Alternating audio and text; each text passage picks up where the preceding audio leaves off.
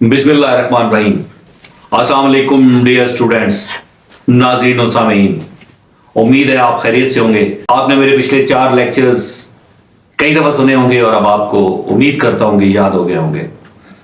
हमारे आईने पाकिस्तान के ऊपर लेक्चर्स का ये आज 5वां लेक्चर है और जिसके अंदर हम पार्ट 2 को जारी रखेंगे। Part 2 is regarding the fundamental rights and principle of policy. And today I will try to complete the fundamental rights। और ये जो है वो 11 से लेकर 28 आर्टिकल तक है। और इससे पहले कि मैं तफसील में जाऊं, मैं आपको इन आर्टिकल की एक समरी बता देता हूं। इसके अंदर जो आर्टिकल्स हैं, गुलामी और बेगार की ममानत करते हैं, दोहरी सजा से तहफ़्फ़ुज़ आइन फराहम करता है। आइन के अंदर इन आर्टिकल्स में शर्फ इंसानी की हुर्मत को बयान किया गया है, नक्लो हरकत की इजाजत दी गई है, इज्तिमा की आज़ादी है, अंजुमन साजी की आज़ादी है,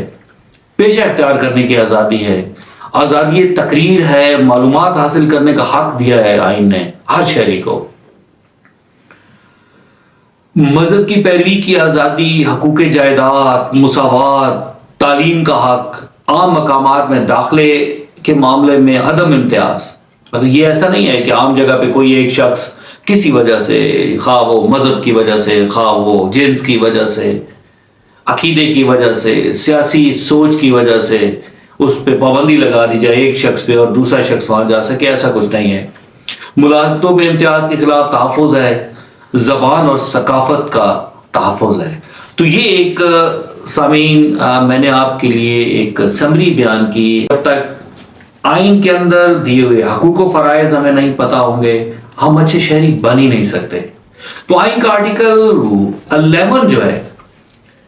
उसमें यह बयान किया गया है कि गुलामी मादूम और ममनू है।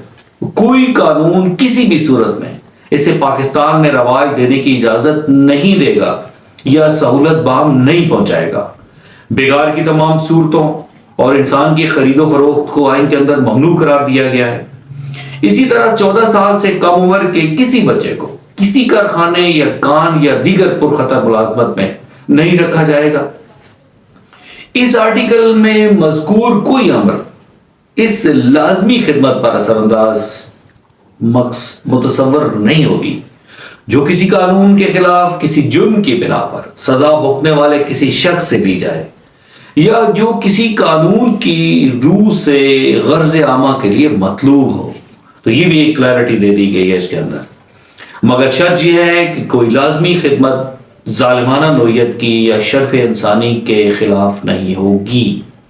तो स्टूडेंट्स, आपने देखा कि इसके अंदर जो बुनियादी चीज है वो है इंसान का तहफ़्फ़ुज़, शहरी का तहफ़्फ़ुज़। यानी उसके साथ जुल्म नहीं होगा, उसके साथ किसी किस्म की भी ज्यादती रवा नहीं रखेगी, उसके साथ किसी किस्म की कोई डिस्क्रिमिनेशन नहीं होगी। 12वां जो इसका आर्टिकल है उसके अंदर है कि कोई कानून किसी शख्स को किसी ऐसे फेल या तर्के फेल के लिए जो इस फेल के जर्जद होने के वक्त किसी कानून के तहत काबिल सजा न था, सजा देने की इजाजत नहीं देगा।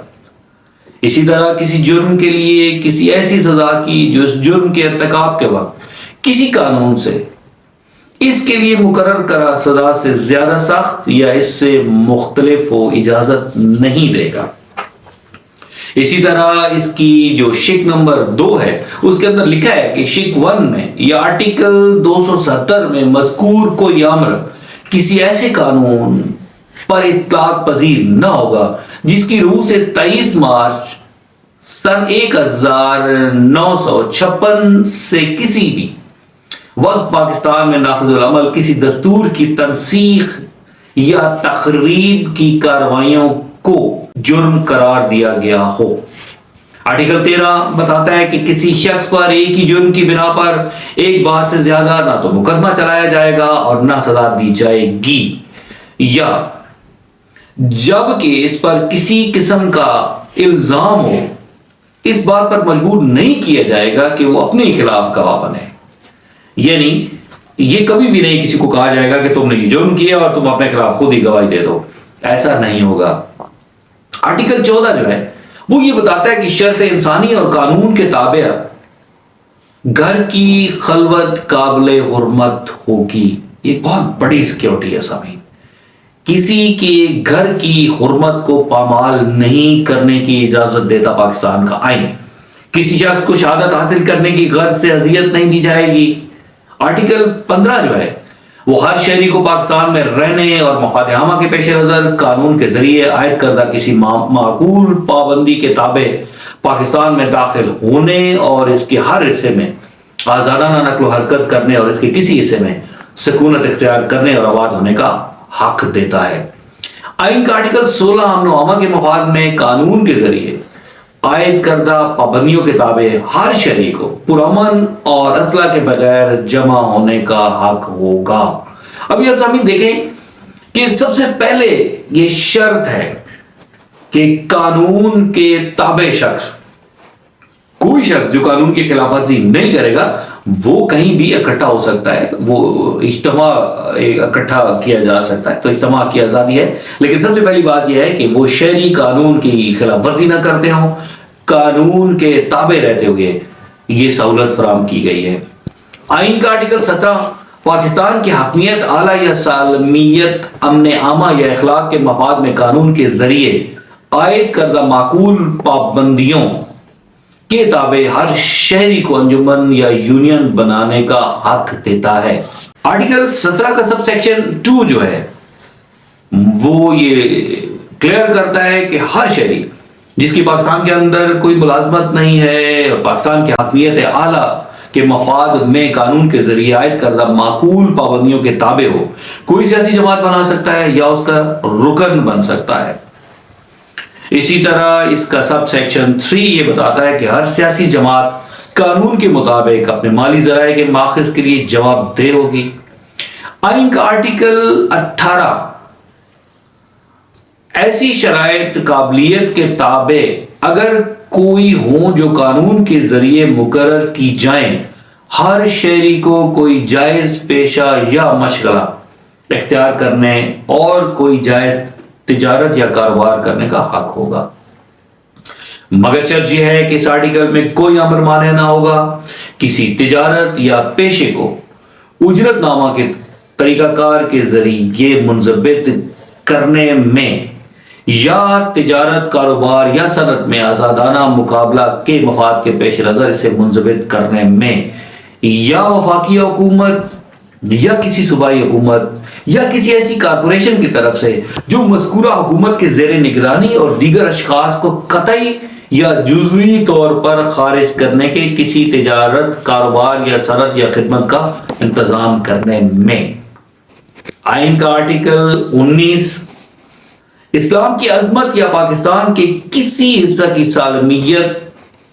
سلامتی یا دفاع یا غیر ممالک کے ساتھ دوستانہ تعلقات، امن عامہ، تہذیب یا اخلاق کے مفاد کے پیش نظر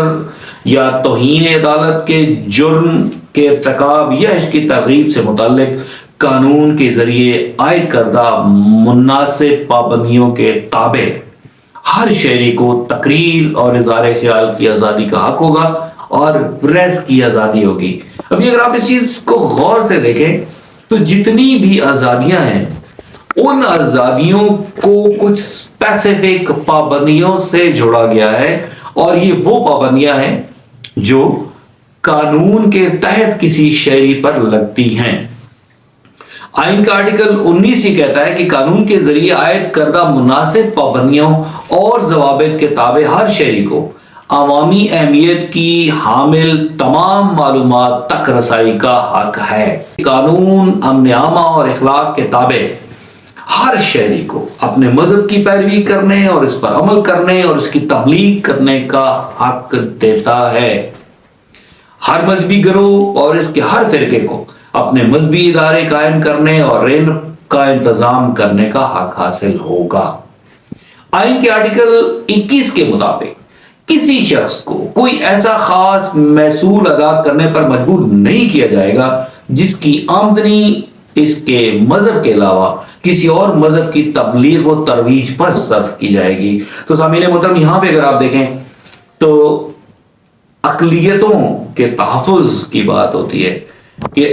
اقلیتیں جو ہیں ان کا اپنا مذہب ہے، ان سے کسی قسم کا کوئی ایسا ٹیکس نہیں لیا جائے گا۔ اسی طرح مسلمانوں کے مختلف جو اسکول آف تھاٹس ہیں یہ چیز اس کے اوپر بھی لاگو ہو سکتی ہے۔ آئین کے آرٹیکل 22 کے تحت کسی تعلیمی ادارے میں تعلیم پانے والے کسی شخص کو مذہبی تعلیم حاصل کرنے کے لیے یا کسی مذہبی تقریب میں حصہ لینے یا مذہبی عبادت میں شرکت کرنے پر مجبور نہیں کیا جائے گا اگر ایسی تعلیم، تقریب یا عبادت کا تعلق اس کے اپنے مذہب کے علاوہ کسی اور مذہب سے ہو۔ آرٹیکل 22 کا سب سیکشن 2 یہ بتاتا ہے کہ کسی مذہبی ادارے کے سلسلے میں محصول لگانے کی بابت استثناء یا رعایت منظور کرنے میں کسی فرقے کے خلاف کوئی امتیاز روا نہیں رکھا جائے گا۔ نمبر 3، قانون کے تابع کسی مذہبی فرقے یا گروہ کو کسی تعلیمی ادارے میں جو کلی طور پر اس فرقے یا گروہ کے زیر اہتمام چلایا جاتا ہو، اس فرقے یا گروہ کے طلبہ کو مذہبی تعلیم دینے کی ممانعت نہ ہوگی، اور کسی شہری کو محض نسل، مذہب، ذات پات، مقام پیدائش کی بنا پر کسی ایسے ادارے میں داخل ہونے سے محروم نہیں کیا جائے گا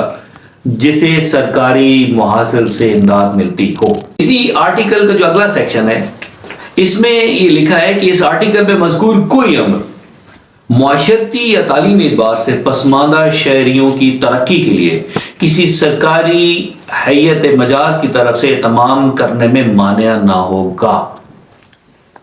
آئین کا آرٹیکل 23 اس کے اندر دستور اور مفاد عامہ کے پیش نظر قانون کے ذریعے عائد کردہ معقول پابندیوں کے تابع ہر شخص کو جائیداد حاصل کرنے، قبضہ میں رکھنے اور فروخت کا حق ہوگا۔ آئین کا آرٹیکل 24 یہ بتاتا ہے کہ کسی شخص کو اس کی جائیداد سے محروم نہیں کیا جائے گا ماں سوائے جبکہ قانون اس کی اجازت دے۔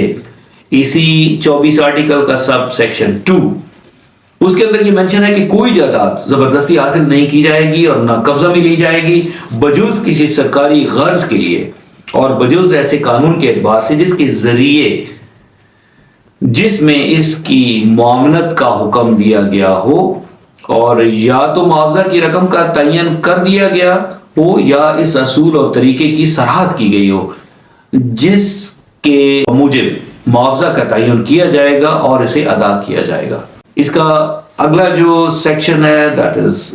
section 3 of the article 24 that narrates کہ اس آرٹیکل میں مذکور کوئی امر حسب ذیل کے جواز پر اثر انداز نہیں ہوگا۔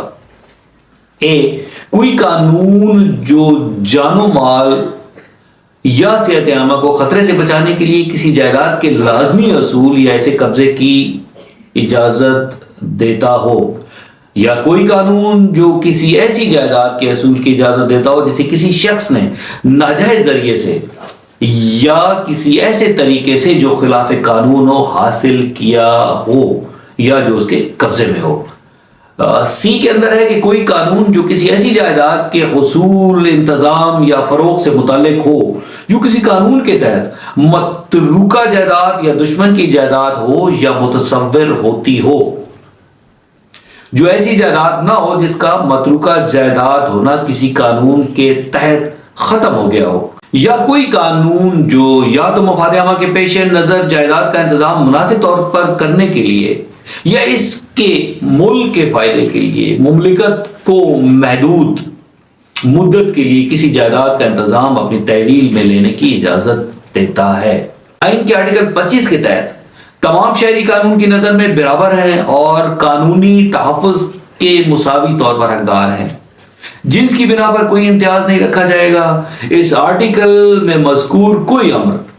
عورتوں اور بچوں کے تحفظ کے لیے مملکت کی طرف سے کوئی خاص اہتمام کرنے میں مانع نہیں ہوگا۔ ریاست 5 سے 16 سال کی عمر کے تمام بچوں کے لیے مذکورہ طریقہ کار پر جیسا کہ قانون کے ذریعے مقرر کیا جائے مفت اور لازمی تعلیم فراہم کرے گی، یعنی this is the prime responsibility of the state to provide free and compulsory education to all school going age children۔ اس کے اندر یہ بریکٹ بتا دی گئی ہے کہ that is 5 to 16۔ آئین کا آرٹیکل 26 جو ہے وہ بتاتا ہے کہ تمام تفریح گاہوں یا جمع ہونے والی کی جگہوں میں جو صرف مذہبی اغراض کے لیے مختص نہ ہو، آنے جانے کے لیے کسی شہری کے ساتھ محض نسل، مذہب، ذات، جنس، سکونت یا مقام پیدائش کی بنا پر کوئی امتیاز روا نہیں رکھا جائے گا۔